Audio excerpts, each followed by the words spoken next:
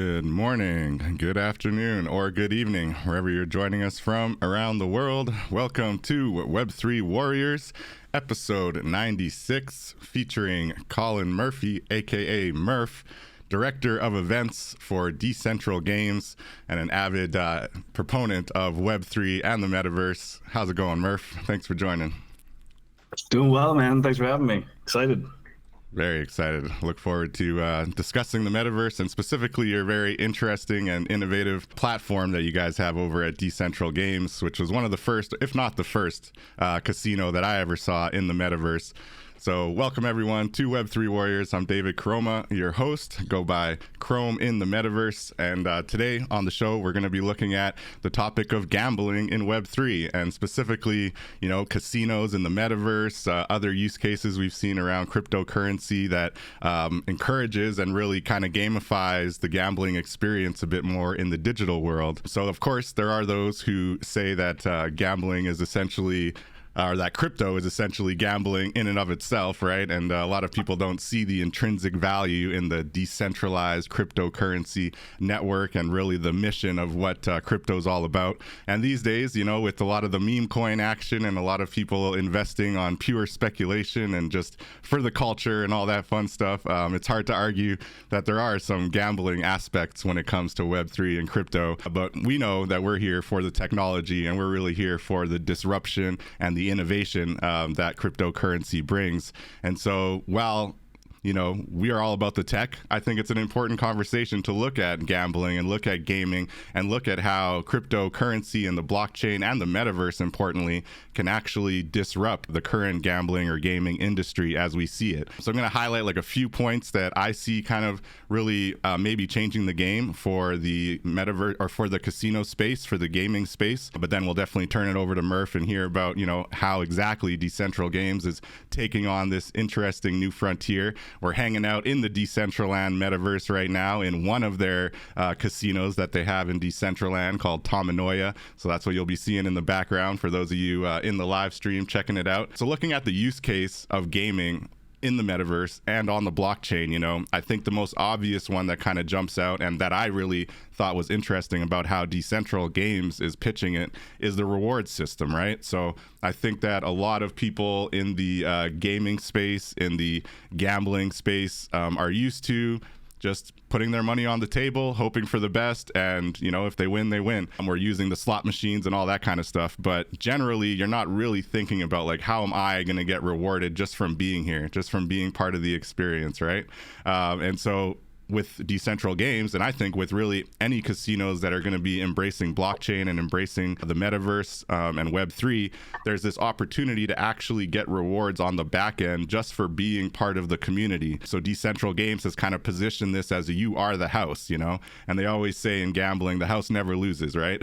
So there's this idea that if you buy in with a certain coin, a utility coin, and you hold that coin for Decentral Games, that you would actually be able to receive payouts on the back end based on how much you've invested in Decentral Games. So you're actually able to benefit from the user experience and from the engagement and basically the overall revenue that the platform is bringing in. So that's one really key kind of way that I think gaming and gambling in Web3 is really going to disrupt the way that things work kind of in the traditional space, right? Another way is the transparency that you get, right? So a lot of the people that are in the traditional gaming space maybe don't really know or care or expect to be able to see kind of how the house functions, right? But with this on-chain dynamic, you have this level of transparency and level of like the odds are set, based on code, based on smart contracts, and it's very reliable, on what your odds are going to be, how the house functions. And so you have this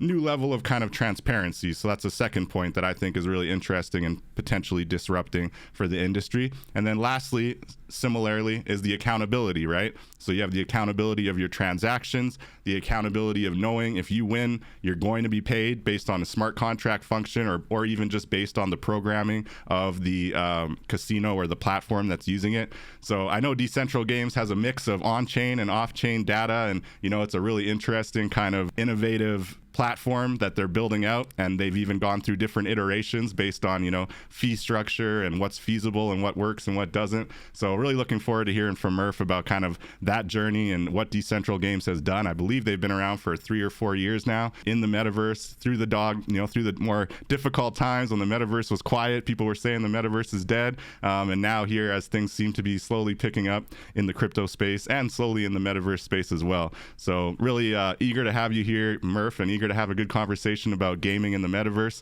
And with that, maybe before we dive into a deep dive around Decentral Games, I'd love to hear just a bit about yourself and what brought you to Web3 and the blockchain, and then we can dive into Decentral Games. So thanks again for joining, Murph, and what brought you to Web3? All right, appreciate it. So it's been quite a journey. So I'm Murph, go by Murph Justic in Decentraland, Murph Justic on socials. Old gamer tag that once I entered the NFT space and Web3 kind of stuck, so it became my identity. Nice. Mine's a gamer tag too. Krome. I've had that since I was like 10 years old. It's so funny. I was like, oh, well, I guess that's it. That's cool. So I first came across Bitcoin. Was my first, intro to blockchain, as many, back in 2013. Just kind of heard a friend of mine was mining on a PC. I think he was making like $10 in Bitcoin a day, and was like all jazzed. I was like, I remember I was going to get into it, one of those stories. I was like, oh, this is cool. Like, I'm so down, and just didn't follow up and kind of forgot about it. Right. And heard about it now and again. I'm like, oh yeah, that was what my buddy was doing years ago. And then 2017 came around, and one of my best friends worked for Dex. And so I was like, oh, okay. So I started kind of looking into it a little bit, just, when he was talking about it. And then 2017, the big pop, right? The ICO kind of rush and bubble. So that's why I really started paying attention. And I remember I picked up my first Litecoin, was the first crypto, right at the top. Like it wasn't much. So like, I think I turned like $300 into $70 or something at the time. So I was like, okay, that'll happen. You got to learn the hard way, right?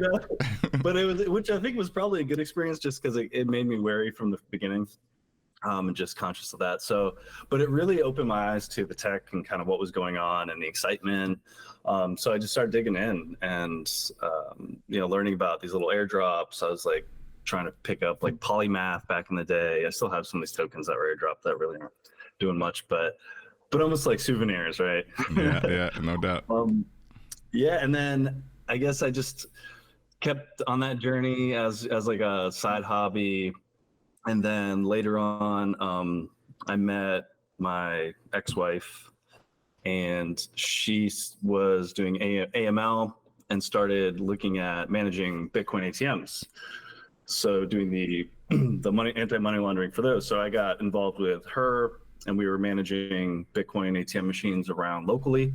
So this is around 2018, 2019, which was really cool, a new experience. Like nobody really knew what the hell we were doing. Like we got some like smoke shops and gas stations to host them for us. So that was a really neat experience. And then wait, so you guys were actually setting up Bitcoin ATMs? Is that what you're saying? Yeah, like cool. Installing them, like convincing people to let us put them in their stores. I think we were paying like $100, $200 a month for these. That's some real like on the ground onboarding, that's about as grassroots as it gets, Because we had to help, and then, we'd get calls like, because we had to fight scammers, and it just opened my eyes to like this whole new world of, just money, I guess. And actually one of my favorite parts about Web3 and Bitcoin is it really made me take a step back and look at monetary systems in general, and just like fiat. And because I don't know, I guess I was just kind of drinking juice at the time, like money, it's all right. Money's money, right? Whatever the government says is money, that's the money. And then like you're like, oh, the scarcity, and they are printing a lot of it, and I really started kind of paying attention, and it was scary. It was really scary. And I was like, okay, so maybe there's really, something about this tech and the scarcity, just the not having people controlling the supplies and things like that. So, so NFTs kind of came a little later. So I was already kind of in that mindset. And then Ready Player One came out. Like I remember seeing that was like 2017, 2018. And I love that movie. Still one of my favorites. And I came across a decentralized white paper and was like, wow, this is like legit. This could be Ready Player One or something like it. You know, it's going in that direction. So I just started paying attention. And then 2019, I got an email from the Decentral Foundation that we could claim our names. So I did that, kind of forgot about it. And then I got an invite to the alpha, which was opened up January 2020. Decentral went live February 2020. So like leading up to that, I started checking out, you know, OpenSea. October, I minted my, or bought whatever it was, crypto kitties, and kind of messed in. Those were my first like NFTs. Yeah. I was like breeding them. It was just really weird, like just like this cool kind of thing. And I was like, all right. And then I found wearables, and that was where it kind of clicked for me. And I was like, okay, so like avatar clothing in this new world I'm going to jump into. Cool. So I started just like buying little things and then jumping into Decentraland, and it just blew my mind. And, you know, it was really rough experience at first. You know, it was, you think there's lag and issues with some of the metaverse and Decentraland now. Like back then it was, you know, flush. I could imagine. But, you know, just like meeting all these communities and these new people and just seeing like the potential of these like immersive world where you own all of your things. And it was just really just intriguing to me. So I just kept showing up and kept hanging out and started just collecting. You know, I started learning about mana and started using Uniswap, and it just forced me to really learn some of these tools. And so mana, I just want to, for our listeners, mana being the currency that you use within the Decentraland metaverse. So this is an on-chain cryptocurrency that is tied to basically all purchases within Decentraland, right? Including some wearables and stuff you would use for Decentral Games, I guess, right? Exactly. So it's an ERC20 token that the marketplace basically runs on. So the native marketplace for Decentraland, everything's listed in mana, and it's the Ether token. So, very cool. But yeah, so for that, because I needed to get mana to, you know, buy clothing and these things, and then Uniswap did airdrop, and I'd been doing, you know, like all this stuff with Decentraland, and I got a decent airdrop from that, and that's kind of really opened my eyes to this whole thing. I was like, whoa. There's like real value here. Like I'm actually getting paid for what I've been doing. Like what? Yeah. So man, like, I missed that Uniswap wave. I basically jumped in January of 2021. So you got a year on me as far as understanding the metaverse and kind of seeing the value and understanding just the concept of what's being built here, with really bringing that real world value into the metaverse through things like mana, through things like being able to buy wearables. And now you're talking about the Uniswap airdrop. So just to take a step back on that, because from what I've heard, and that predates me, like I said, but that was the first really like giving back to the community kind of like random airdrop from a very successful Web3 platform. So one that I benefited from was for Ethereum naming service, that big airdrop they did, because I had a bunch of ENS names at the time. And so that was like, I couldn't believe it. Like, you know, thousands of dollars just falls out of the sky into your wallet for being part of the ecosystem, you know? So because you had been in Decentraland from January 2020, February 2020, and you were using Uniswap to swap, you know, you would buy Ethereum and then you would have to swap into mana and whatever other currencies you need. So from doing all of that, you got, you know, your wallet was on the system with Uniswap. And when Uniswap came around and said, oh, we've made all this money from all these people doing transactions on our platform, we're going to give back to the community. And because they have the wallets of everybody who's ever transacted on their platform, they were able to just give a specific amount, you know, by percentage based on how much you use the platform directly to their wallets. So all these people that were using the platform without any expectation turn around and had thousands of dollars in their wallets one day because Uniswap felt the need to give back to the community, you know? So that's Web3, that's blockchain, and that's really, you know, what we're here for when we think about what is the change from Web 2 to Web 3, you know, changing from scarcity to abundance, changing from, you know, competition to collaboration. So I just want to emphasize that, like, that's a really cool kind of example of how that one payout helped you realize like the value of what's happening in Web 3 here. And then you went on to basically jump into Decentral Games as a platform, right? Yeah, I know. I'm kind of like dragging this one out, but it's a fun journey to like kind of reminisce in, right? Yeah, it's awesome. And I think there's a lot of people who don't understand just how we, like those of us who are really fully indoctrinated into Web3 and why we are. It's because of that kind of like actual ability to build community and give back to community, you know? Well, and this time too, COVID was like hitting. And then so there was like this influx. And real quick to touch on the Uniswap thing, as you're talking about that, it's really interesting because they were like you said, the first, right? They were introducing a governance token and to distribute, you know, widely across their users. They, like you said, if you had used your system, your wallet was in there, it was on record, and then you could claim this drop. And it was like life-changing for a lot of people. For me, it was like, at this time, it was an escape because, you know, I was going through some personal stuff with, you know, I'm not married now. So it was like a divorce and all that. So it was like, you know, I was making friends there. And then, you know, getting a little bump on the finances, it was like, okay, this is really neat. And that Uniswap drop has really kind of set the precedent for a lot of projects distributing tokens, because it's tough in blockchain if you think about it, right? So this new system, you need people to use it. You know, if people don't use it, it's just going to die. How do you get tokens into people's hands? How do you get into the tokens into people's hands that are going to actually engage with the system? You know, they're not just going to be extraction. They want to bring value. And that was the first kind of attempt at that. And worked pretty well. I mean, Uniswap's jamming. Yeah, it's been pretty successful. Yeah, so basically, just let me close it up. So so through these communities, and I just found that NFT communities itself is what really kept me. Just all these people, amazing people I was meeting in Decentraland. I ended up subbing in. There was a Moonshot Cup soccer game. There was like a tournament in Decentraland, all the projects. And basically, Decentral Games needed an extra player. I was friends with other people on the team. So I subbed in. That was the first time I met all those guys. I just seen them kind of running around.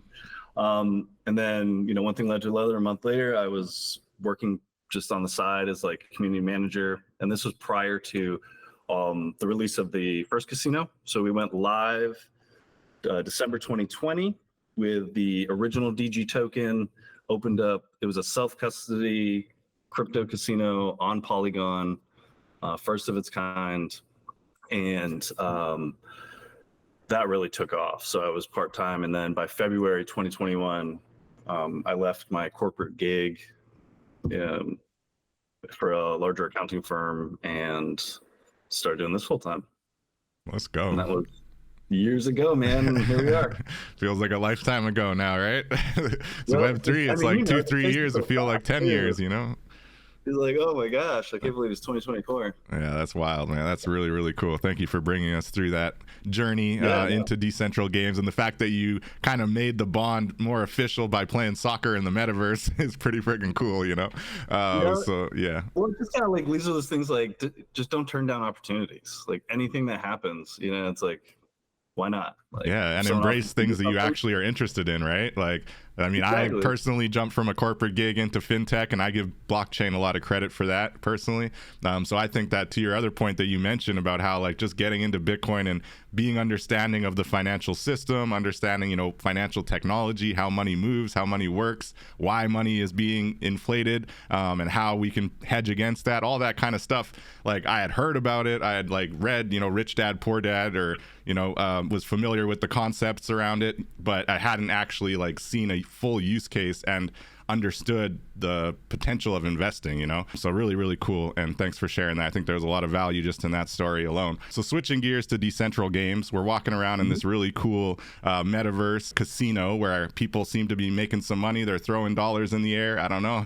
Seems like they're making some gains out here. And I actually saw your character in there. I was just walking around a bit. So we saw your flashy looking character. Can you bring us just a kind of really basic kind of breakdown of the mission and vision of Decentral Games. You've obviously been going since December 2020, so that's pretty amazing. Something's working. It's a very interesting kind of sticky idea for the metaverse as far as a casino. You know, some people might have certain ethical questions about that, but I do think that, to the reasons I mentioned at the intro, there's a lot of good reasons that this type of casino could actually disrupt the traditional gaming space. But I digress. I'm curious about the mission and vision for Decentral Games. Yeah, absolutely. I mean, it's, you know, it's a gaming and it's for adults, and when it's done responsibly, it's, you know, it can be really positive. So I don't, you know, that's absolutely part of it. So we are the first licensed metaverse casino. Currently, we are located in Decentraland. So our main metaverse immersive casino is on the Decentraland platform. So we are a separate entity than Decentraland. We often get kind of like grouped in. Yeah, I won't lie. I'm definitely guilty of saying Decentraland Games a couple times. All good, man. No, we work real closely with Foundation. You know, that's great relationship, awesome team. And so we are the first, like I said, first metaverse casino. You can jump in with your friends from anywhere in the world using cryptocurrencies. You can play blackjack, poker, and roulette. We have Plinko coming soon, which is going to be lit. I'm super excited about Plinko. So practicing it in the other environments has been super fun. So how does something like a Plinko get randomized though? Like, you think it's just as reliable, like the little digital ball falling down the thing? Yeah, and all the number generators that we use, I mean, they've been audited. We have certificates for them, nice. So it's all legit. It's, you know, it's tough sometimes. It doesn't always feel. I feel like Pepe is taking me one for one, but you play long enough, you know, you're on top too. So I dig it. But no, it's all, you know, and that's like you're saying before, just being transparent and operating in a space like Web3. You really have to have your ducks in a row and communicate effectively, be transparent in your operations, just to, you know, because we're community driven. It's a much different setup than like a Vegas casino. You know, we have, like you said, we have a DAO. So if you hold our token, you can vote on different changes in, you know, prize structures and how we do distributions, all types of different, you know, gameplay, what games we're going to introduce, things like that. So it's definitely something that hasn't been done before. And Decentral Games, we're evolving as we're doing this. So, you know, originally we had just the 3D casino. So, and then we introduced Ice Poker, which is a play and earn game where you earn the Ice token by completing tasks each day. We're actually sunsetting that with the new revamp of our system, and I can go into that a little bit more. So you basically, Ice Poker, you have premium wearables, you come in and they give you access to this play and earn poker game. So now we're moving we have this metaverse casino, and we also have a pocket casino.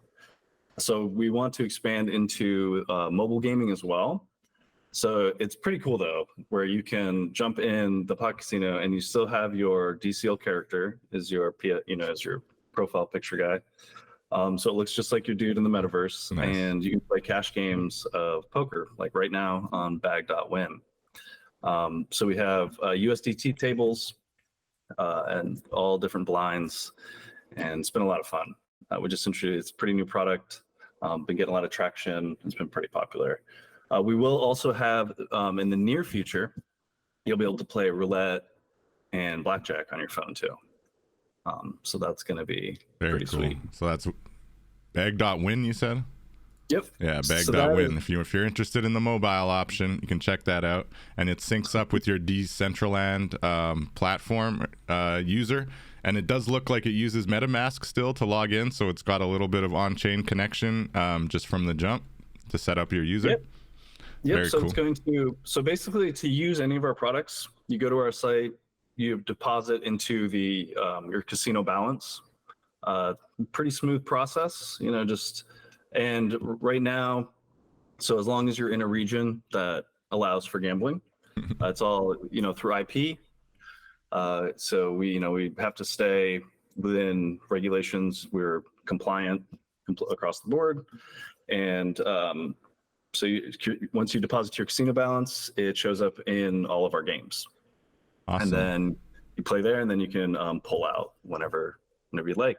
So our first version, everything was on chain, right? So talking about the evolution of everything, right? It was really interesting. So we were on Polygon initially, and it was all self-custody, really cool concept.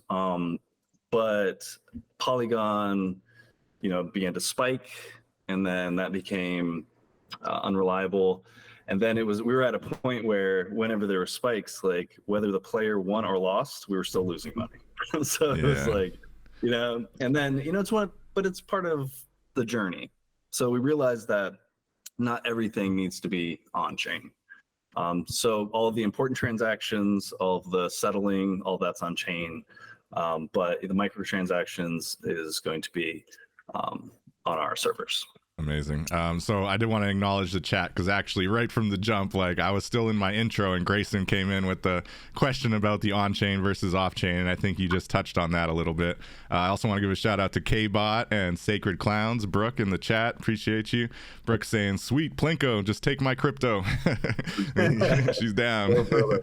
So Grayson, I've kind of touched on what you just mentioned. So he's saying that all of the non-basic versions of gambling sites are a mix of centralized and decentralized experiences. So is there a way to make a fully on-chain, non-centralized kind of gambling site? And I think you just mentioned how basically that was the kind of initial vision of Decentral Games, and they were using Polygon to basically execute transactions. And at first it was very low cost and feasible and still profitable, but eventually, due to congestion, due to the spike in Polygon being a layer 2 on Ethereum, the fees got untenable essentially. And then beyond the fees, I believe there's also actual network latency issues as well, right? As far as making that more streamlined and actually like a good experience for the user. So to Grayson's question, is there a way to make it work, or how is Decentral Games kind of feeling about the on-chain versus off-chain balance there? Yeah, there's also the compliancy considerations as well. So yes. It's, so we have to comply with Malta regulations, and a lot of that includes being able to control, like, what is it called? Self-custody? Self-custody. There's certain just items that we have that we can control easier from the back end from our side, but we do keep everything transparent, and like settling in and out of deposits and withdrawals are all done on chain. So there's all those records are tracked. All of your hands, any gameplay that you've played, so any blackjack hands, poker, you can go back and look at the history, and that's all part of the compliance. So we offer so all that information up so that you can always research. And that's on chain, like that data is actually kept on chain. No. Okay. That is, but it's accessible from all of our from our site. Gotcha. Okay. Very cool. And from so basically, to answer the question, there's not a great kind of feasible, both regulatory compliant and kind of user experience and profitability wise, a very feasible kind of on-chain solution. I'm just going to read Grayson's mind and say, maybe a Solana, maybe someone out there with like very minimal transactions could potentially support something like that. Now there probably are some more options. We grew up with Polygon. Like when we first started, we were one of Polygon's first major projects.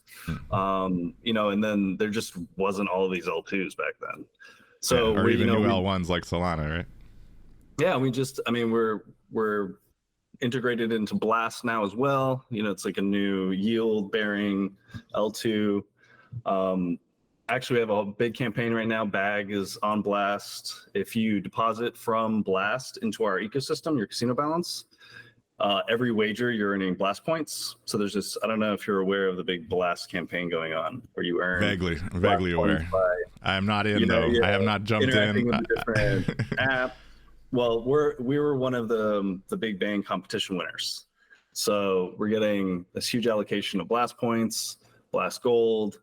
And so for the next few months, we're going to be really pushing this, incentives around for all of our games, whether it's wagering in the metaverse, Pocket Casino. We'll be doing probably doing like gold drops for competition winners and incentives like that. Amazing. So we have the metaverse product, we have Bag.win, and we also are teamed up with Virtue Poker, which is a poker site where we run our MTTs, so the multi-table tournaments. Right now, we run $100 free rolls. So if you hold 5,000 bag, which is like $25 right now, in your wallet, you can enter these 6 tournaments each week. And each one has a $100 prize pool. We started those last like a couple weeks ago, and they've been real popular and a lot of fun. So does that mean you need an additional $100 to buy into the tournament, or how does it? No, free roll. Oh, okay. Yep. So if you hold bag, you can register and play for free. Cool. And what's the site for Virtue Poker for any listeners interested in a little bit of digital poker action? Let me make sure. So it is virtue.poker and then /clubs. So we created the Bag Poker Club. Okay. So you come in, join the Decentral Games Discord. You get the password. You can join, and then you become part of the Bag Poker Club. And from there, you can register for these weekly tournaments. It's very cool. It's a lot of fun. It's a really cool platform. So we actually we are teamed up with Virtue. So that will be a long-term partnership. And this is a pretty popular site as far as like different poker clubs can kind of just tie in, and it's like an aggregator for. No, it's its own platform, but it was built with Web3 in mind. So Pudgy Penguins hold tournaments there. I believe Neo Tokyo, some other projects where you can do. It's really neat. You can set up, and anybody can go and set up your own tournaments, and you can make it token gated by. So ours, it actually validates that you have bag on Polygon, Ethereum, or Blast. And if you're holding 5,000, it lets you register. If you don't, then you're denied. But you can hold bag on Ethereum and Polygon too, not just on Blast? Correct. Interesting. So there's LPs on all 3. Interesting. Very cool. So Grayson was mentioning that even Solana is now slowing down because of congestion on their network, so they wouldn't even be necessarily a sure solution. And Brooks saying Polygon rocks because they've been around here and really offering some kind of scalability solutions to the ecosystem for quite a while, right? So looking back in the metaverse here, right, all these people playing at tables, actually there is a token gated aspect to it, right? So the wearables that we mentioned earlier are NFTs, so on-chain NFTs. And I believe, correct me if I'm wrong, Murph, but Decentral Games kind of uses the wearables as a token gating mechanism to be able to actually start gambling and using the tables here. Is that correct? You need to have a Decentral Games kind of wearable in order to actually have full access to the casino? No. Okay. So all you need to do is deposit into your casino balance, and you can wear whatever you want to play in the casino, or even Bag.win. So what's the benefits of the Decentral Games wearables? Yes, no, you're close. The casinos, you don't need the wearables. For the SMGs, there was a wearable that you could load with Shine, which is now tickets. So we're doing this migration from GG token, ICE token, and XDG, which was our staking token. So like a lot of tokens going on, right? That's a lot. So that's why over the last couple months we've been working towards, and now we've released the bag token. So you trade your DG and your ICE, you can migrate it over into bag, and we can do that on our site. And then you can use bag for all of our ecosystem. So a holding bag in your wallet when you're playing in the casinos actually gives you multipliers, so you're getting cash back. So you get a certain amount of cash back for every wager, whether you win or lose, if you're holding bag in your wallet. There's also the premium wearables we'll be releasing soon. So originally we had the all access wearables gave you entry into the play and earn type of challenge mode that we had. We earned the ICE token. Right. So we're going to be repurposing the utility of those, since we're going to be sunsetting ICE Poker. and holders of that will receive tickets into the sit and go tournaments every week for having the premium wearables. And you can also claim like casino USDT to use in the casino. So it's called bonus. So bonus funds just have a playthrough requirement before you can cash out. But every week, if you hold the premium wearables, you'll get an allotment of this bonus USDT for free just to play. Dang, that's even better than I thought. Yeah, no, the premium wearables, like it's change, and I know this, because like I said, we have a big community, and there's a lot of people, and we know that some changes don't make everybody happy, but we really keep the community and the value for our community in mind. And so bringing the updates to these premium wearables, it's going to be a real good thing. It's going to be great, and it just aligns incentives with our ecosystem as well. So it's not purely extraction.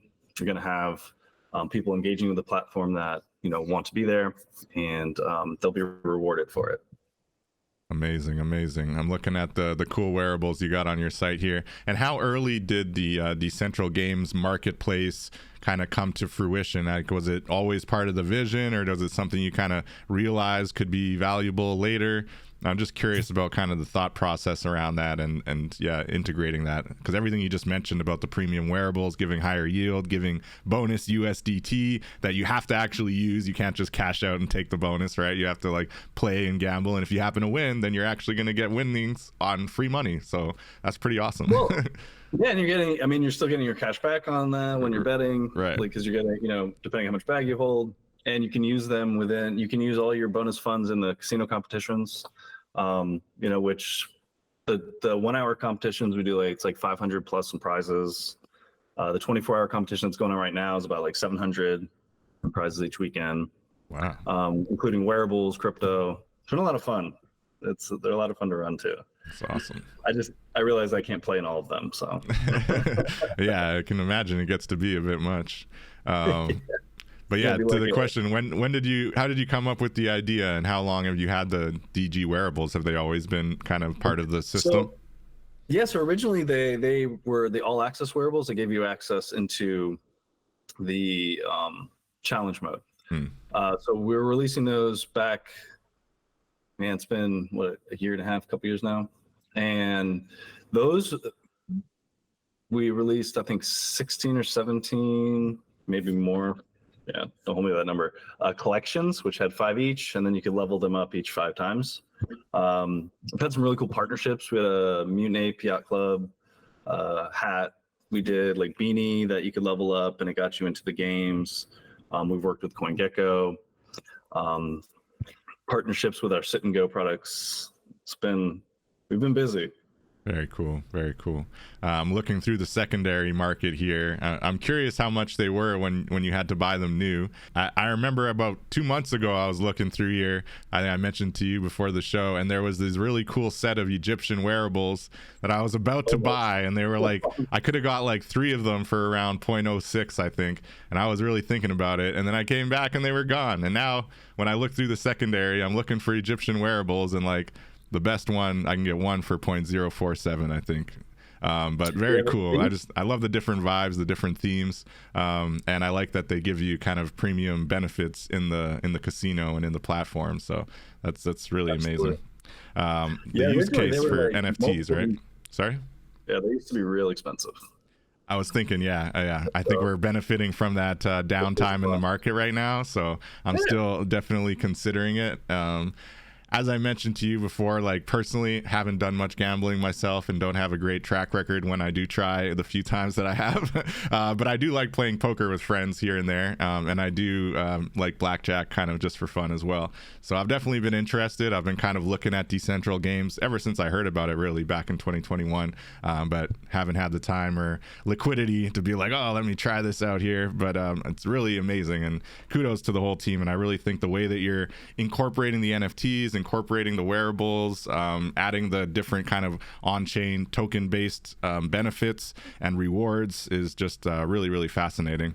So I did want to mention that we did meet in IRL in Miami, which was really cool, at a satellite event for Art Basel Miami, and really kind of trying to integrate the metaverse into these IRL educational and creative events that we have. And we're planning to do a similar thing in NFT.NYC on April 3rd. So that's going to be really exciting. But I'm curious, looking at how Decentral Games is a very phygital concept, really, right? Like when you think about casinos, you think about gambling, you can't remove the physical from it, right? You're always going to need someone kind of engaging with it. But how has Decentral Games kind of looked at the IRL side of things? Like, how important is it to make a splash at the NFT.NYCs and other Web3 events that are taking place? And how often do you do that? So how important is it to kind of be outside of the digital world and more in the physical world, reaching out to people and kind of sharing your platform? Yeah, I think it's definitely, there's value in, these IRL events. The networking itself is pretty amazing, and you're getting people's attention, right? It's hard to grab people's attention virtually all the time. We've been to a lot of conferences in the last year or so. We've really tightened up on the conferences, and we've been heads down building during the bear. Budgets are tighter, right? And we wanted to really make sure that our products were in a place, in the right place for the next bull that we're now starting to see. So last year we pretty limited. I think we did a couple conferences. We were out in Austin for Decentral. We did Rare Evo, and then the year before we did, and we've done NFT NYC a couple times, NFC LA a couple years ago. So yeah, we've definitely been hitting those, and we'll probably ramp that up again here in the, as the bull picks up. And now that we're, in a place that our products are tightened up, they're starting to look really good and getting closer to that vision we have. And the new tokenomics, right? I imagine with the new tokenomics, you want to do a little more promotion around it and get the word out there a bit more. That's where these events might be helpful, right? Absolutely. And part of this Blast, just bringing in new folks through the whole Blast community, and it's tough in Web3 too, because it's just, there's so much going on, and it's just holding people's attention and awareness. So yeah, you're competing with those meme coins and all the FOMO, She's we offer actual fun, wholesome engagement. You get rewards. There's a real community of people here that are here for the fun, for the gaming, And they're actually, I'd like to call that out a little bit more. Is we're really community focused, and it's been like that since the beginning. Like right now, we have community members that host cash games. We have 8 or 9 a week now, where we provide a $50 high hand bounty during their cash games. They invite people to come in, and then these ambassadors, we share rake so that that they're getting some kickback for their efforts and really promoting. But they've been fun. It's a more organic way to bring in just the community to come play. We try to offer time slots throughout the day, during the week that fit the different global time zones. But yeah, it's cool, man, because the community is really what has set us apart, between participating in all of the voting from what's going to happen next to just being in, playing every day and coming to all of our events. Yeah, no, that's really fascinating. And I think it's interesting because you're director of events, right? And I think that there's obviously probably a lot of events taking place in the metaverse, in the digital space. Like what you were just mentioning is essentially a metaverse event. How much of your job is devoted to actually having events take place in the metaverse and making sure that there is kind of content, something to do at Decentral Games in the metaverse on a week-to-week, month-to-month basis? Is that kind of the bulk of your job, and then physical events are just kind of a bonus? Or how do you kind of look at the subject of events under the brand? Yeah, so my main focus is the metaverse events, the IRL events as well when those opportunities arise. So I basically produce all of our competitions. We have we bring in music. We've had comedy acts. We've done community showcases, art shows. I looked. I've almost created 1,500 to 2,000 POAPs in the last few years just for our events. So yeah, POAP has an airdrop for you. Yeah, man, if POAP does an airdrop, we'll be killing it. Nice, man. That's amazing. So it's been really cool to be able to kind of bring these new experiences, and it's definitely something that sets us apart from other online poker experience, not poker, but just gaming experiences like that. 100%. So you can come play a couple of hands of blackjack, and then when if you need to take a break, go run over and hang out with your friends, listen to some music, maybe enjoy a comedy show. So, and you link up the Discord with that too, right? Which is a whole other kind of digital space that all of us, the gamers and now the NFT, people, the natives in Web3 are very familiar with Discord, but some out there might not be. And that's another whole extension of your community that's not quite as 3D. It's very much 2D and kind of like being able to speak and chat, but also an important piece of that puzzle, right? Yeah, we have a thriving Discord, and I've actually had some pretty large projects come out and be like, hey, kudos on how you guys set up your Discord. Nice. Well, that's where our support staff, we have to our community coordinates, everything kind of happens there, and we pride ourselves in providing that clear communications and quick support, because we're a casino, so we're dealing with real people's money, right? No doubt. And we want to make sure that everybody's comfortable and confident in the system, and if there is, because it is we're in this metaverse, there are bugs, there are things that happen, and say if you're playing poker and your connection gets cut, or you lose your balance, something funky happens, we're there to make sure that it gets fixed, actually address it.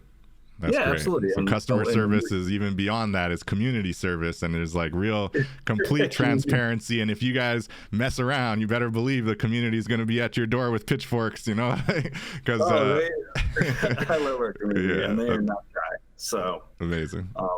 Yeah, and on top of that, we hold a monthly all hands meeting. So it's usually the last Thursday of the month. Wow. We get on a call, we discuss everything that's happened in the past month, we discuss everything we plan on doing, and then we take a Q&A. So we really value kind of the input and providing that clear communication. Amazing. That's what we love to hear in the Web3. And Grayson mentioned it's very important to note that you are doxxed and your team is doxxed as well. So, and yes, everything's very, again, transparently available. So no shenanigans, no funny business here, really trying to build out a real brand, a real casino in the metaverse. So, and they've done it successfully and continue to build. So that's really, really cool. And yeah, building in the open, touching base with community once a month, like that's amazing. That's beyond what I think most businesses and platforms do when it comes to kind of building out. So that's really cool. I did want to mention for the listeners, POAP, for anyone not familiar, is the proof of attendance protocol. And so these are NFTs that have been very popular since kind of 2020, 2021. And so when he says he's issued around 1,500 to 2,000, these are tokens that are given to people who attend a specific event, right? So now you have a memory of attending that event in your wallet. And technically in the future, you could actually want to reward people who attended a specific event. You could do that by tracing the POAPs, seeing all the wallets that have that specific POAP from that event, and then giving them a reward directly to their wallets. So having given out 1,500 or 2,000 different POAPs means he's hosted that many events. So very, very cool, and definitely a cool use case for the NFT technology. And I think POAPs are an interesting platform, and I'd love to talk to someone from their team sometime, because it's an interesting one that there's a lot of competitors out there, of course, and anyone can create an NFT and say that it's proof of attendance that you attended a certain event, but the way they've really kind of simplified it and made it accessible for people and brands has been pretty interesting. So just wanted to highlight that for anyone not familiar with what the POAPs were. Shout out to POAP. Now they've been in it for a long time and been pushing. I love what they're doing over there. Patricio, the founder, great guy. 100%. Very cool. So how are you feeling about kind of the Decentraland metaverse in general and the adoption of it and kind of its evolution? I think that metaverse is one area when you look at kind of the exponential growth expectations, when it's at crypto, when it's at some of these other, when it's NFTs even, it's been a pretty steady incline. Now, obviously, we know NFTs fell off a little bit of a cliff, but if you include all of it, Solana, Bitcoin, ordinals, like it's still been kind of growing and continuing to have excitement around it. Metaverse, a little bit less so, right? There was definitely a huge peak of expectations 2021, into early 2022, and it did seem to kind of fall off a cliff. And I don't know that we've got even close to kind of those levels of excitement. So specific to Decentraland first, and then maybe we can look at the broader metaverse conversation. But how do you feel about Decentraland and kind of where it's at now, its evolution into the future? What are you thinking? Yeah, so I mean, like I've said earlier, I've been in Decentraland, resident, or it's been involved since very early, since the beginning, and watching it grow. I think that there's still a lot of potential. There's still performance issues. There's still some things that need to be addressed and are in the midst of being worked, from what I understand. It's interesting to watch a platform like this that has a decentralized organization running it, and it's just this new approach to a gaming platform, basically, that's never been done. And then the individual ownership has been really interesting to see, through governance, and then also just what people are doing with this land and items that they own. I love Decentraland. I'm a big fan. The team has been working really hard on addressing some of these issues we run. I think games take time to build, and tech takes time to really evolve and get to a place that's going to be efficient and effective enough for onboarding of the masses. I think we still have some tech issues with onboarding with performance, just the hardware requirements, and some of that with Decentraland is still a little tough on some users. The client helps out a lot. I don't know, it's hard for me to get out of the habit of using browser. And but from what I hear, there's going a full revamp of client, going to SDK 7, and all this is going to be coming out this year, and we should see some jumps and improvement in the performance. But I'm still bullish on Decentraland. I love the communities. I really love the platform. We've been there, we've grown up with them, so no doubt. We're still building. We've expanded to 2D, some mobile products, and we're always and we've been looking at expanding into other metaverses as well. It's just Decentraland is one of the only metaverses where we can build it. It supports the type of coding on the back end and functionality there that our games require. Yeah, and I think speak to that functionality a little bit, right? Because when I look at something like this, personally, I'm a fan of voxels, specifically for the accessibility argument and the fact that someone can just like bring it up on their phone and jump in. But to your point about functionality and what you can actually program into it, it's a lot more limited, right? And so being able to kind of, walk up to a poker table, click on the poker table, make your selection, see certain graphic animations that show you actually playing the game, and then having the payout and kind of cool graphics result from when you win a game. Those kind of just like really, they seem basic, but that's not easy to do. And I don't even think it's possible to do right now in voxels. So I think that's part of the limitations, right? So where do you see a voxel or a metaverse that can actually accommodate kind of those programmability functions? Maybe a sandbox, maybe something. Is there a specific ones that you're really, on the ground exploring and kind of trying to build out? Yeah, and we've looked, we looked at sandbox, some of the other ones, and they don't support so what we need for that. Wow. We've always, we've thought about other side, maybe potential, some of these other upcoming ones, but as of right now, there just isn't another platform we can use to support what we're trying to do. And so how does it work with like the SDK and the way that Decentraland builds out? So to Voxel's credit, I think there's a little bit more like wide open process for creating assets and then bringing them into that metaverse, right? Whereas with Decentraland, from what I gather, I haven't actually done it myself yet, but you have to create the assets to be very conforming to the Decentraland kind of standards. And then if you don't own a plot, you have to connect with somebody who owns a plot to basically get the access to actually publish a wearable and be approved for that. And even at that stage, there is a kind of submission process to get approved and then have it go into the Decentraland marketplace where the wearable or whatever kind of digital asset can actually be purchased or attained. Are you able to just walk us through that process a little bit and how, you know, easy or difficult it's been for you to, or for your team to kind of build out those wearables and to actually, you know, go through that process? Yeah, so I don't directly work with that. That's our man Souse. He's he's our wearable guru. Nice. Yeah, it's actually, you don't have to own land to submit wearables and, you know, to create new collections. Okay. But they do go through a committee. You know, you submit your designs. They check the designs to make sure that, you know, for clipping, different technical issues that may be found for Decentraland, as well as they confirm that, you know, you own the IP for whatever you're creating. So they're not going to let someone just come in and make, like, you know, Coca-Cola shoes or hat, you know, things like that. So that, yeah, it's a little bit of a, you know, controls on quality that come in. But it's not a difficult process, and, you know, I feel like the prices are pretty reasonable. Since we've done so many, I mean, it was basically, you know, we have our factory line, right? Once you start the process and you've got it kind of ironed out, it's pretty straightforward. Yeah, we know what the requirements are. Like, our modelers, you know, they're amazing, amazingly skilled, and you know, after a while, you know what needs to be done, and they know what to expect. So it comes and everything we've put out has been super high quality when it comes to design and just like look and feel and as a product.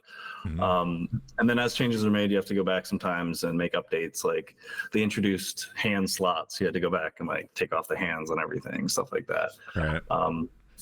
Did I hear there's been some kind of bigger change as well now with some of the formatting, and it needs to be updated? Well, going to SDK 6 to SDK 7, there's like this. And again, I'm more friend of the house. Yeah, I hear you. Don't have to go too in depth. I understand enough to like get myself in trouble, and then, you know, talk about it enough for people to ask me questions I don't know how to answer. Right. But yeah, so I guess this update is allowing for a lot more functionality with like objects and what you can actually do within your scenes. But with that, you know, it's going to require updates on the back ends of all the scenes that are there. So for us, we're still in the SDK 6. It's a big lift for us with all of our games. So we'll probably have to look at doing that later in the year, or see if we can get around it for a bit. No doubt. No, that's interesting though, and I think that speaks to the building in real time and the building in public, you know, and that's on the Decentraland side as well as on Decentral Games side, because I know Decentraland continues to adapt and kind of evolve and meet the needs of the community, and also want to scale, right, and be able to support scalability. Yeah, and so in the land issue, you know, there's another way to be able to build, because they have the worlds now. So if you own a name, which is, you know, a much more accessible price point for most at 100 metaverse, you know, land, which I think a quarter ETH or something now. But, you know, with a name, you can set up a world which isn't in the main Decentraland. So if you're running around Decentraland, you're not gonna find it. But it's really easy to navigate to using the name of the world. So there are those options for builders that want to build experiences that don't own plots. So it's there. That's cool. So all you need is the name, and you can start building these worlds, which are, again, not connected to the broader like community metaverse where you can walk from one plot to the other, but they are standalone worlds. And I've seen one or two of them, and they're pretty cool.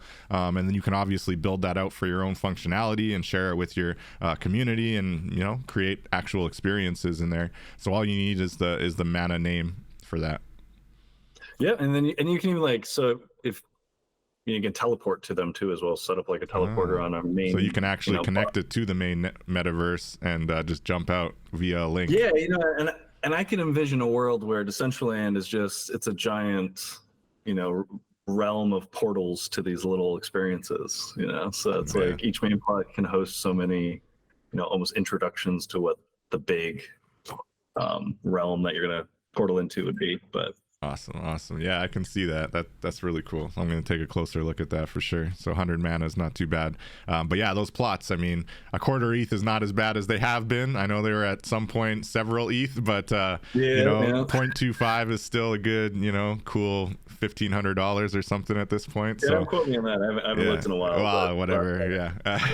But that is kind of the general that I've seen when I was looking. It's been a little bit too myself, but very cool. And I do like Decentraland. I know enough landowners to hopefully be able to collaborate with them and build in the space without necessarily owning a plot. We do have a plot in the Voxels metaverse, which is really fun, but definitely looking forward to building in Decentraland a little bit more. I was curious, when looking at the wearables piece, have you been kind of including the community in that? Do you have any kind of like community outreach around design and creativity for the wearables, or has it all been kind of your wearables guru kind of taking that on and building them out?